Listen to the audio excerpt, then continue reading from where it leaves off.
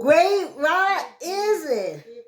Come on for a walk, y'all. You know I got my gum right. Sometimes that protein drink go down good, and sometimes I gotta keep chewing and swallowing to get it down. Hey y'all, thanks for coming on the walk. Get your chair, kicking your feet, get your weights. If you're pumping, line up if you're walking wall to wall. Jump on your bikes. Get your treadmill. Yeah, and it's Friday. Yeah, y'all. Thanks for the support. Please like, comment, share, tell a friend, tell an auntie, tell an uncle, tell grandpa, tell grandpa. All we gotta do is a little walking. But we doing 45 minutes because I don't want to. I'll work out with the trainer Johanna, but I don't want to walk on the weekends. So in gym world, when you don't want to do stuff like that, you just like tack it on to your walk. So I'm tacking it on. Hold on, because I don't want to hold on to this gum. But let's get it going. Now, y'all know. Okay, I'm supposed to be able to start it here, right? Here we go. Tyrone. Tyrone, our treadmill repairman. Like the pool repairman. We got a treadmill repairman, and he had muscles. He was a strong. He was a strong treadmill repairman.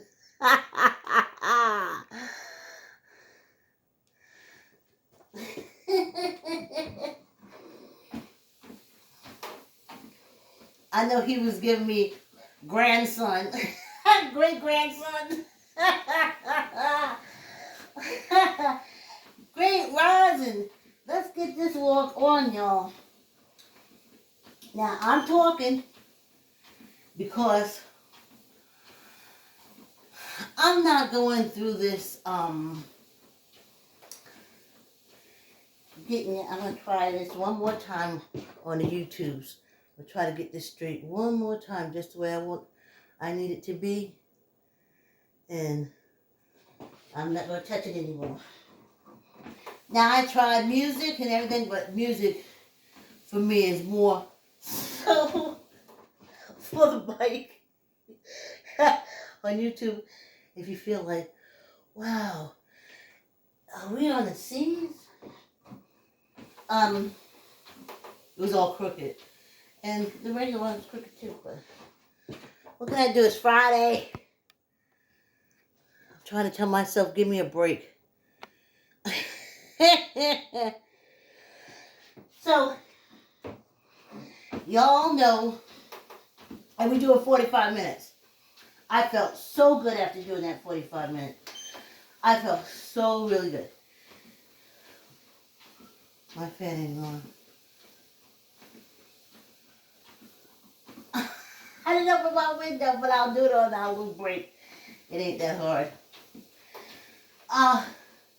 So y'all know from me using the YouTube stuff that the royalty free wasn't free and striking my videos and crap.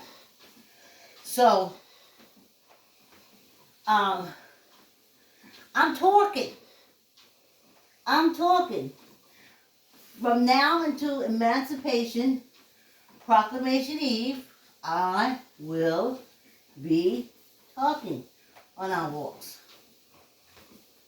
So, let me tell you. And remember, talking helps you get through the exercise. That's Paul. Remember in the earlier episodes when I was at Planet Fitness? Paul, he used to always come over, he said, when he see me, he said, come on, if we work out together and we talk, the workout goes by so much faster. And I was like, yeah. And we would.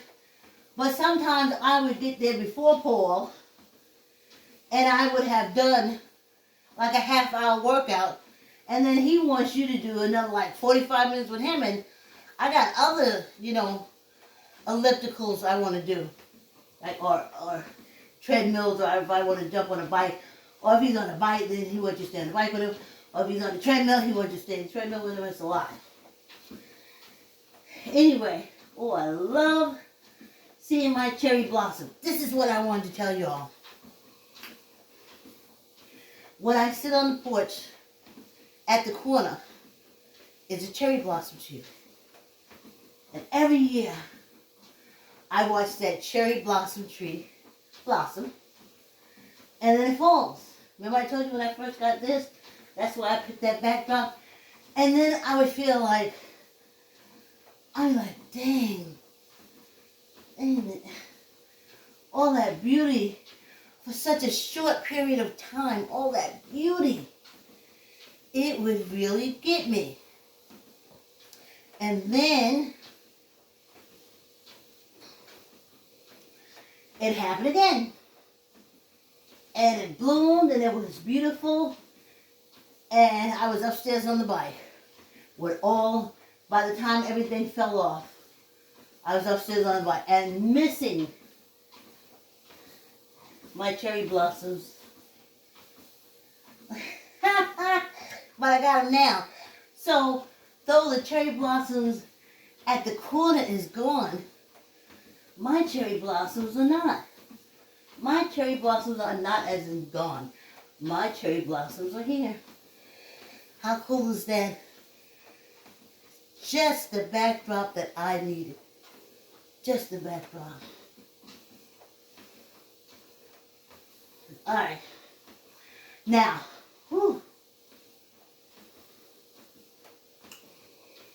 please like, comment, share, tell a friend, tell an auntie, tell an uncle.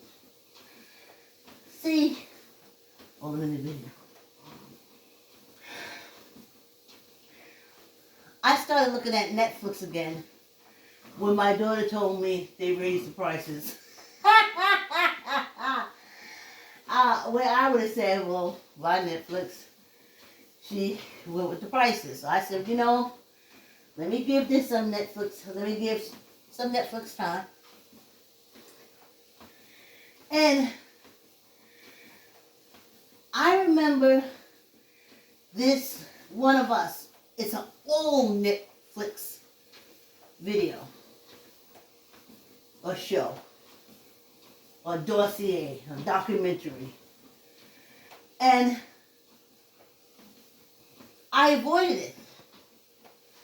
I avoided it for years. Just looking at the small things that they used to do, when you click over to it, it gives you that short video, it gives you a short, and it would trigger me. So I said, oh, I'm not looking at that. No. Came to East New York, Brooklyn. We was in East New York. The Hasidic community was not too far away. We used to always meet up Sunday morning at, my mother and them used to call it, the Jewish market. It was on Belmont in East New York, Brooklyn. And they would have all the stalls out there, basically vegetable stalls and stuff. And we go there. My mother would give me a quarter, and I would buy 3 bananas. I knew my body needed potassium long before my brain registered it. And we did that every Sunday. And then there was the Martin Luther King riots, and they burned Pickens Avenue in that Belmont area to the ground. So there was no more Jewish Sunday morning market. So what I'm trying to say, it was no big deal. We just went there, we bought My mother and them used to talk about the women. Well, I was a kid.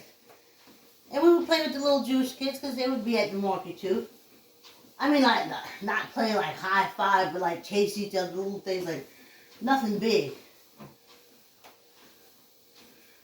And it was no thing.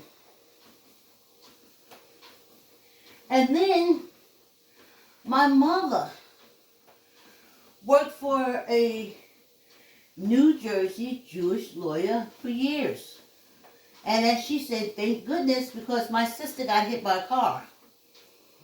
And she didn't have to go far, because my mother didn't have to go far because she was working for a Jewish lawyer.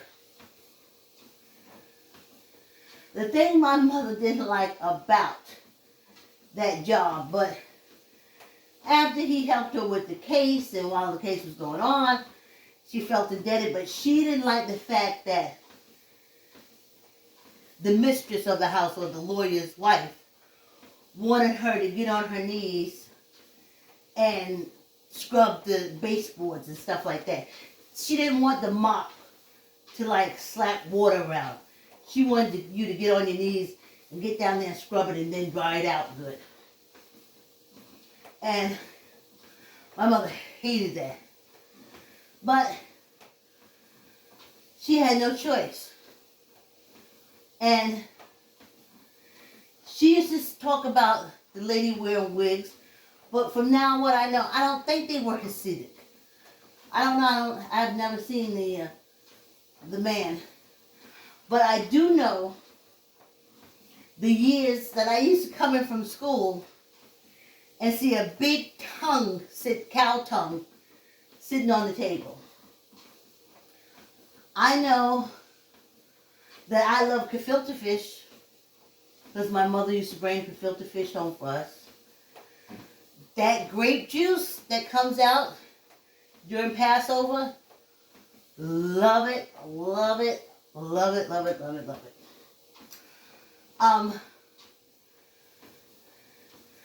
Loved the Manischewitz wine because my mother didn't consider it to really be a wine, so you could sip some of it because it was Kool-Aid to her.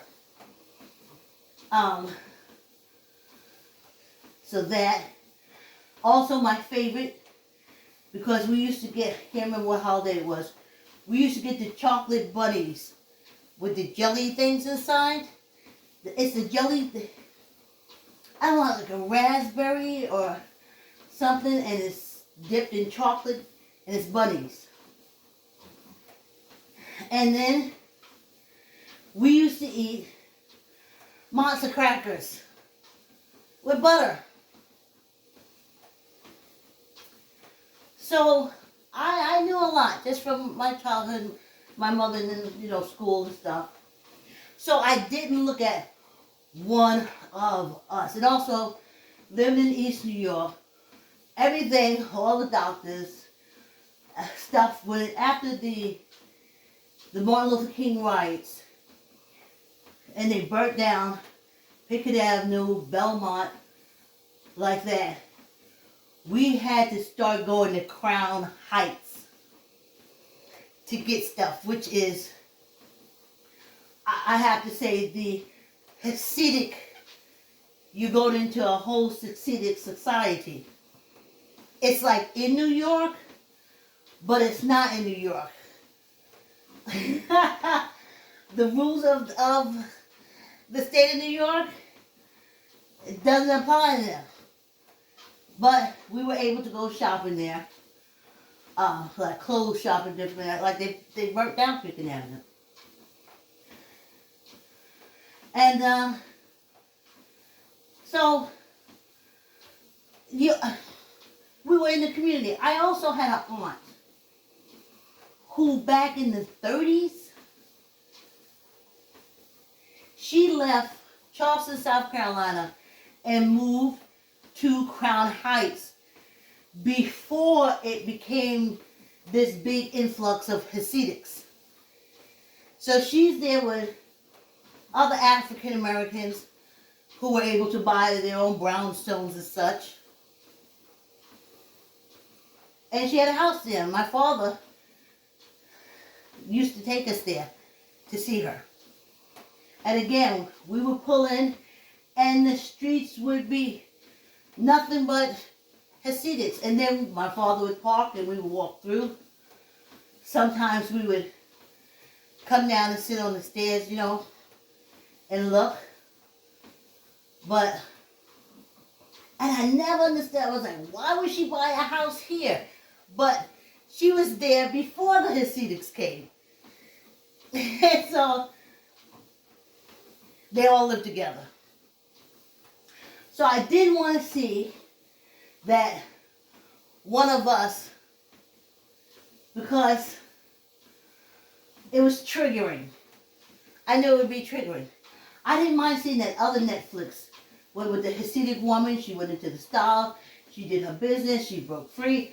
She made her money. But this one with this lady, this just average Hasidic mother of 7, sometimes they say for Hasidic women, they can have up to 20 babies before they're 40. 20 babies. You're talking about 21 and counting on TV. This is one woman has 20 kids, and the woman next door to her has 20 kids, and they're all in this apartment.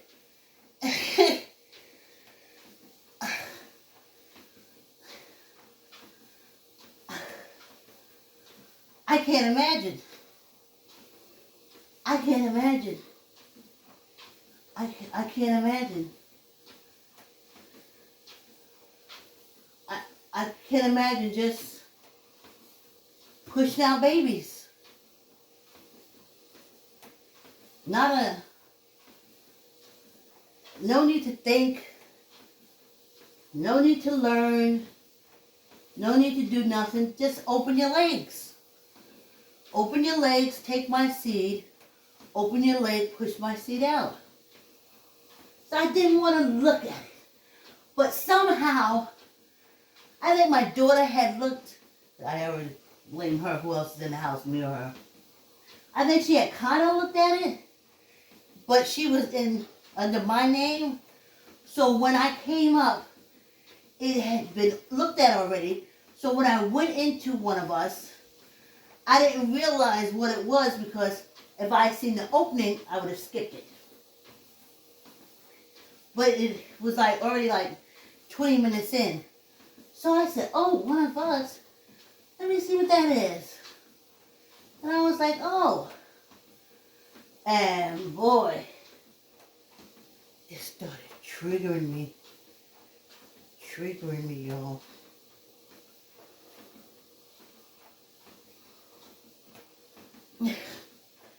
Triggering me. It don't matter what cult it is.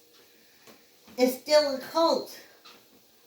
It took me right back to that Baptist cult. I remember, we used to have to wear, we didn't have regular bras. What is that name? Playtex bras. We had. The ones that fit you tight. It was like a vest. It came down like this. Then she had the long girdles.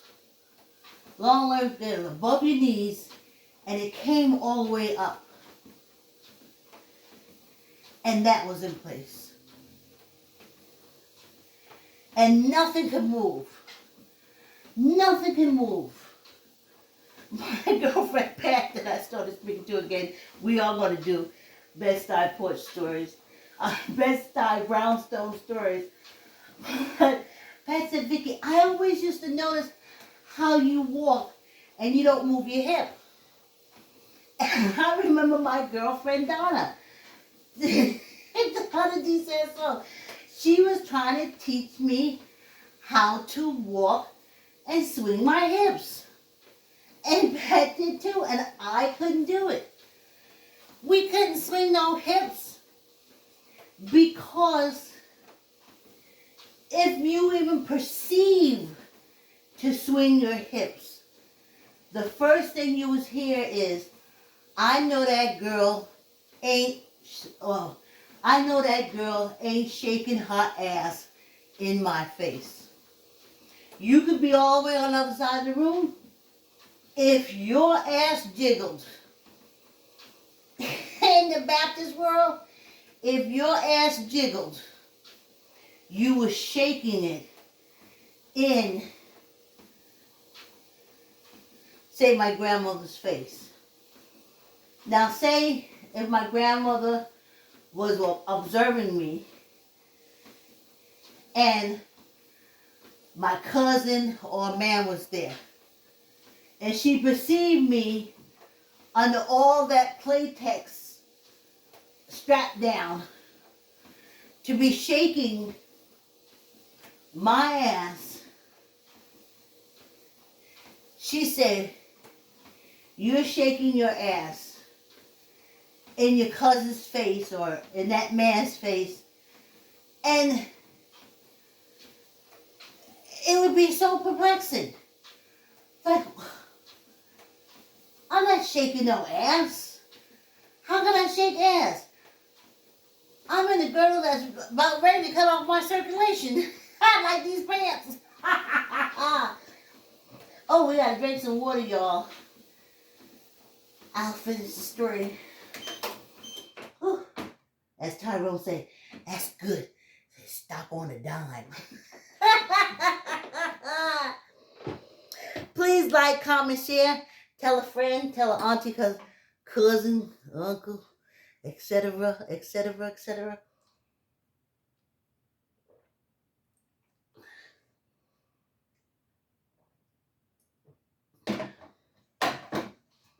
Okay, let's do this. It's Friday, y'all.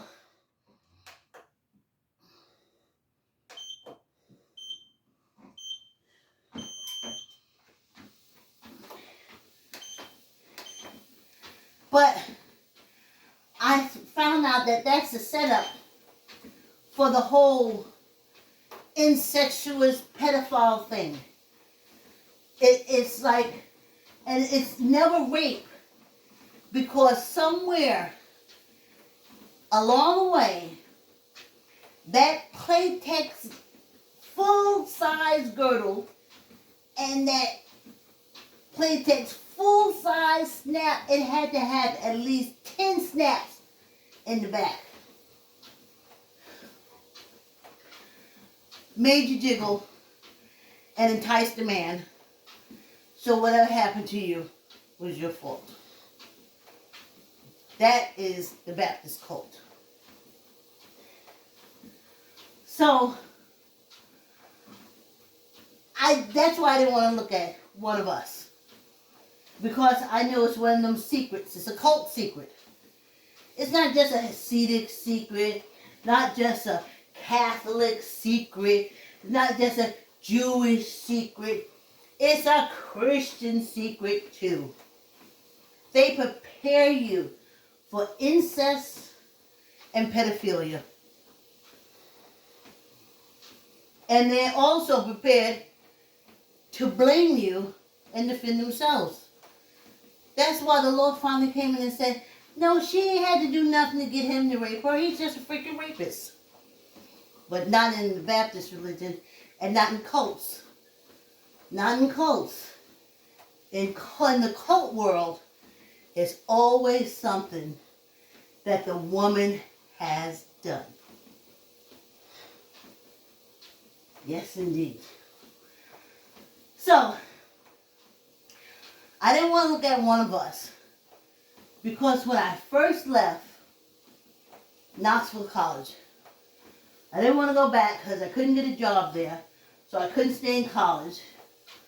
I had broke the family oath and the Baptist oath of trying to, going out to college by myself.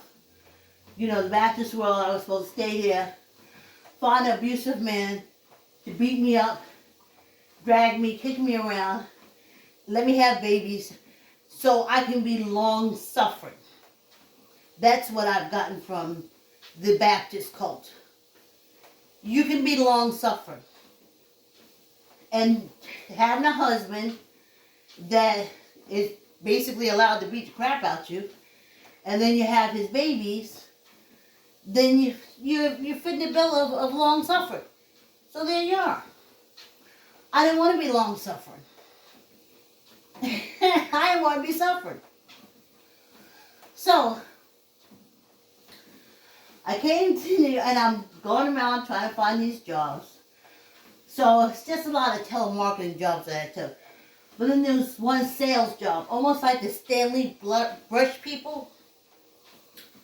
So I remember the building. So 42nd Street and 5th Avenue. It was, I know it was really high because after the 7th floor in the elevator, I started feeling queasy. So I remember feeling queasy. So I go in there, and it's this gentleman. He's a Hasidic, but he had red hair. Red, top hair under his hat. Red, we call them Shirley Temple curls.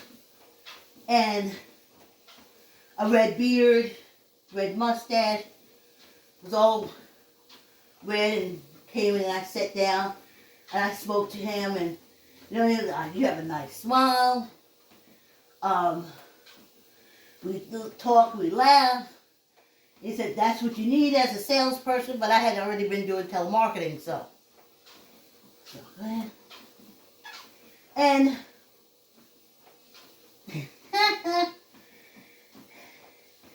he said, can I show you where the supplies are, so you know, you can see exactly what you're going to be selling. And I know you're supposed to know your product and stuff like that. So I was like, okay.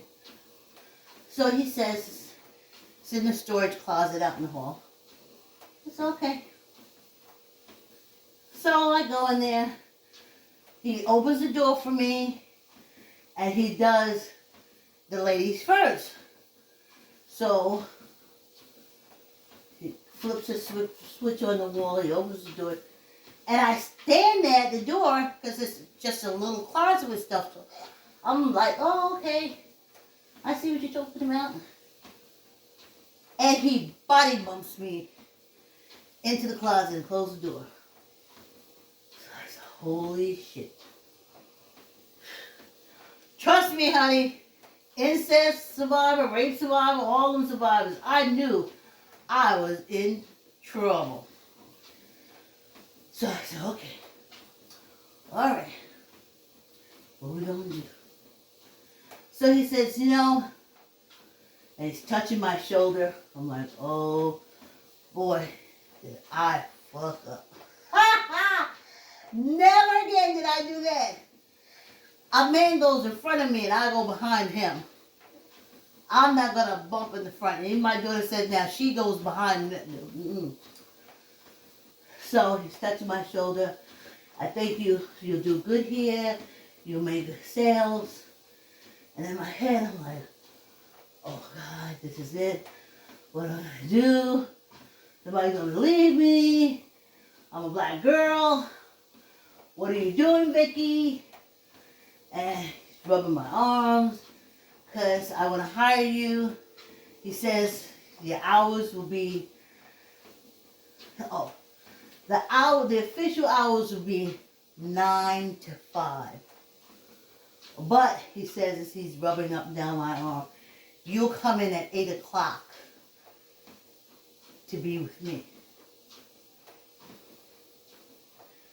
So now I'm repulsed. I'm pissed. To keep this job, I have to come in fucking for an hour before I start work. And it's sales. Ain't no telling if I'm going to come out with no money anyway. So, survival instincts kicks in. You just need to get out of this closet. That's what you need before they find you floating somewhere. So, instantly, I said, that sounds good. I don't mind. I can get here about 7:30. He said, no, 7:30 is too early. I'm not even here then. I said, okay. 8 o'clock. And he's rubbing me. And he's touching me. And I'm like, I just want to get out alive, honey. I just want to live. And finally he says,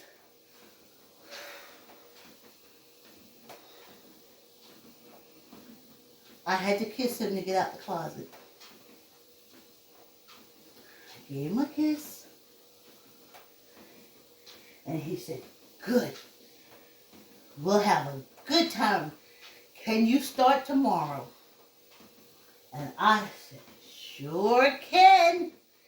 Yes, I can start tomorrow. And he opened that closet door. And when my ass cleared that threshold, I ran to that elevator. No. To the exit sign. And tore down them goddamn steps. And did not stop until I was standing on 42nd Street, 5th Avenue. I was devastated. I couldn't believe it. I could not believe it.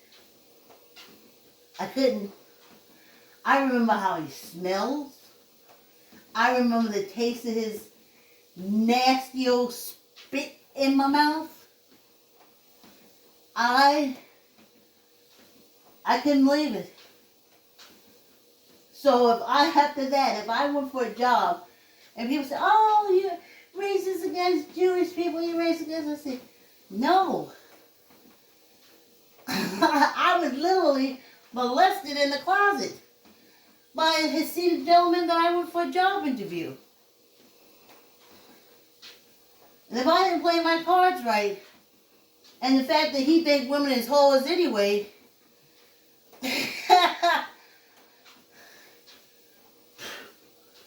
whew. So that's why I didn't want to look at One of Us. Because it would trigger that memory. Because even seeing that little caption, it triggered that memory. Even that other show with the Jewish lady in the fashion, it triggered that memory for me.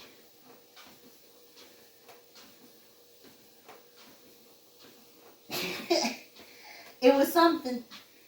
And he was so natural at it, like it's something he did. I mean, he just knew. And I was standing at the door. He opened it, and he hit the switch, and he said, these are the surprise that, you'll be using. I'm standing at the door. I'm like, oh, and that big belly, he bumped me right into the closet and closed the door. So it had to be one of those open out doors. And and then he bumped me, and then he closed it. Whew. So I was a wreck. I was a wreck, honey.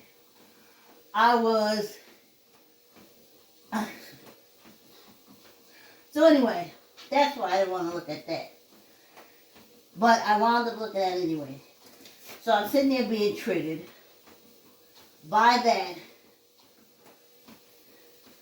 And she's talking about secrets. And all the secrets. And cults are like that. Cults are full of secrets that you can't tell nobody. It's full of secrets. All the cults, incest, rape, and it's in the whole doctrine.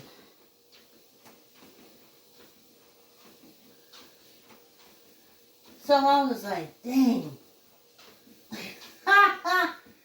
I really didn't want to look at that. I really did not want to look at that, but I wound up looking at it. And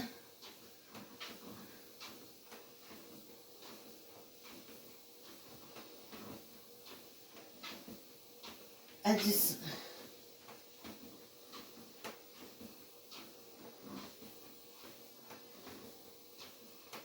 I didn't know. In one of my posts,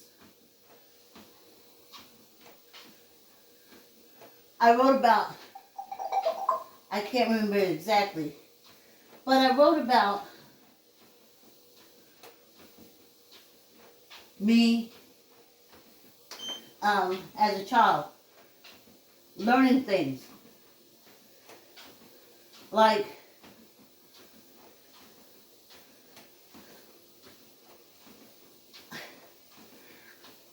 I was quite out of whack as a little girl, thinking that there was an entity that could come and rape me and make me have a baby.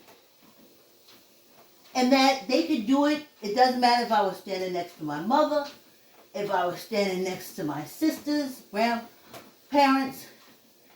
This entity could come and do it because that's what was told to me as a child.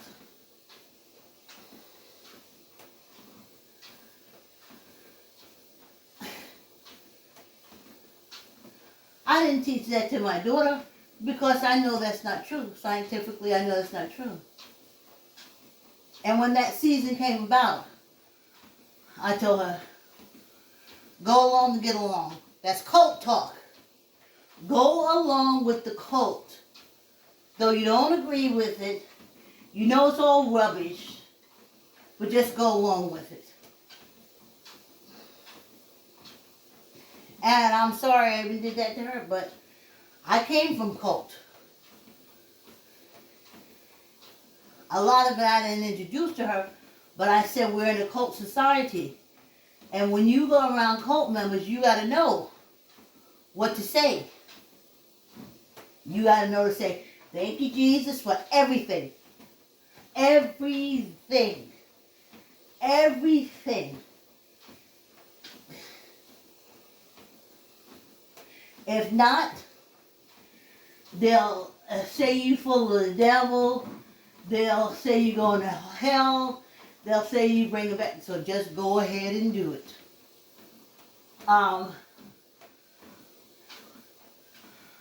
Go ahead. And at times,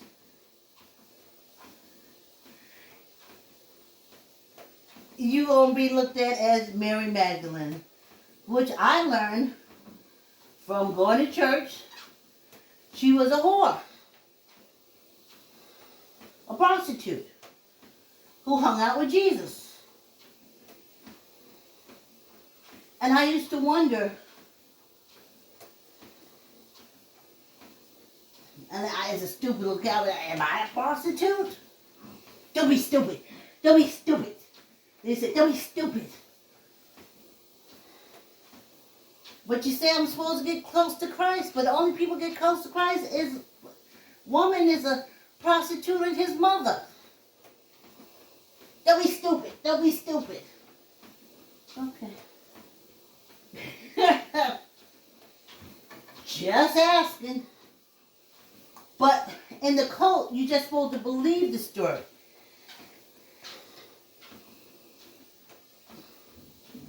But it affects you.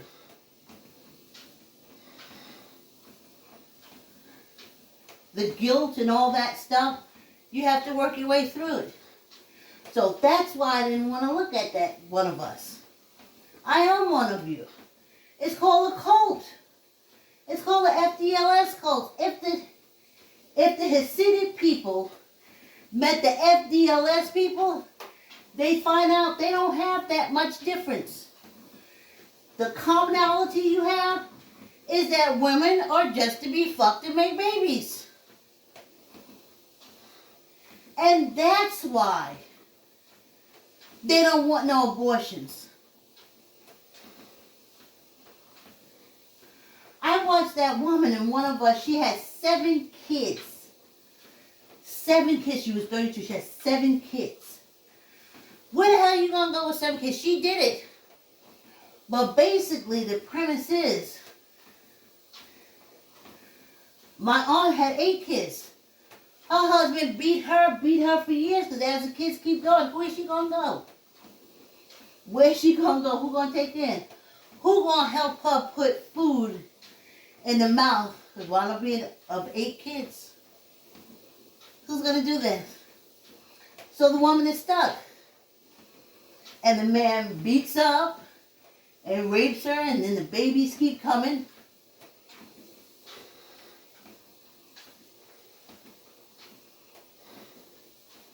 My grandmother had 13 children. Not all of them lived.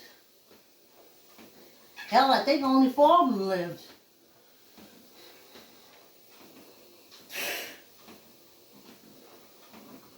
I can't imagine that.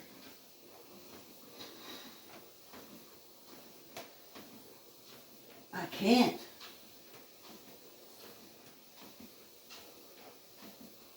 So that's why I didn't want to look at it. I mean, that was my disappointment. When I graduated, I got the hell out of South Carolina.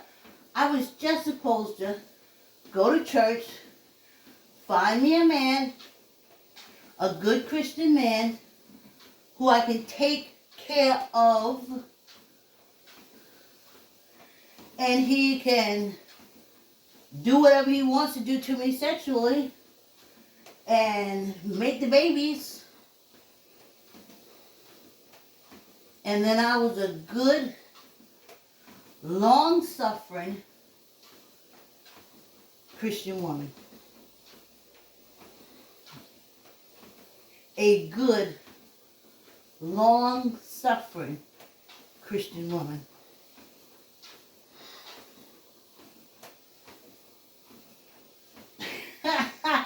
I remember my brother-in-law used to regularly bring home venereal diseases to my sister. And she was a good, long-suffering, not real long, maybe like 6 years, 7 years, suffering woman.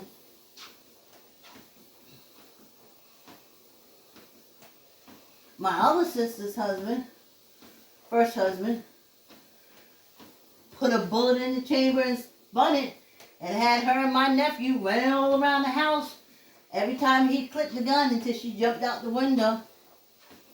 And then I was told to go over there and gather her up.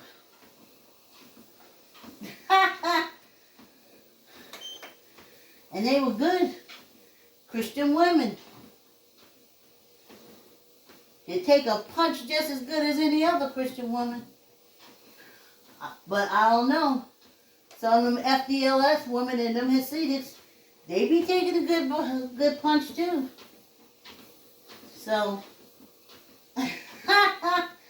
let's do some finger exercises. You know what I'm saying? I didn't want to be long-suffering. So, that whole thing triggered me. I was like, oh, all those years I managed not to watch that on Netflix. All those years I managed, and I just got caught into it yesterday. But I know from cults, Christian, Jewish, Muslim, anywhere where the key to your teaching is women are evil and should be raped and abused is a cult. Anything that teaches you that the mother that pushed you out and whose teat you had to suck on to survive, she's not the evil woman. She's not the killer of humanity. She is the nurser. She nourishes. I'm using the right word. She helps grows. Is that a word? Civilization.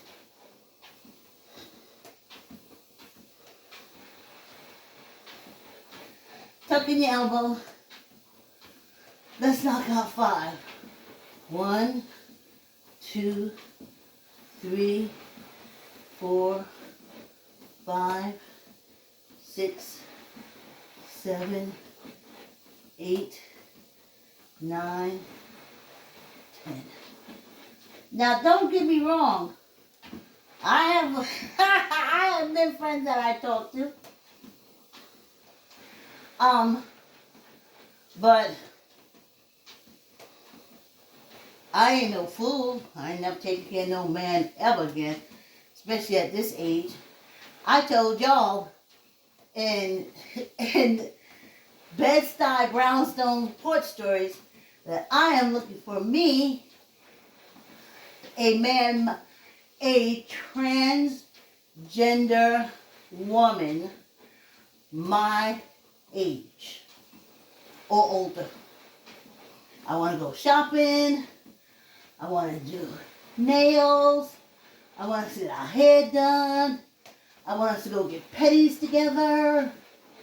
I want us to go shopping. I think of Martin every time I say that. I want to buy makeup together. I want to blush him up and make him up, her up. And I want her my transgender mate. Ooh, ooh, ooh. 5. 1, 2, 3, 4, 5. 1 for good luck. Oh my goodness, y'all. By the time I start to take, the walk will be over. I gotta sing it. I'm walking. Yes, indeed, I'm walking. Oh yeah, just for me, I'm walking. Thank you for the company. I'm walking. So happy to be walking. Happy to be walking. Thank you for the company. Ha ha. Yes. 45 minutes, y'all. I feel so good after this walk. I love the 45 minutes. And next week, we're doing an hour. We got a lot of time we got to make up. A lot of time. Have a great weekend. Tell auntie, uncle, cousin, and friend, please subscribe. See you Monday. No gesture pace this weekend. Love you.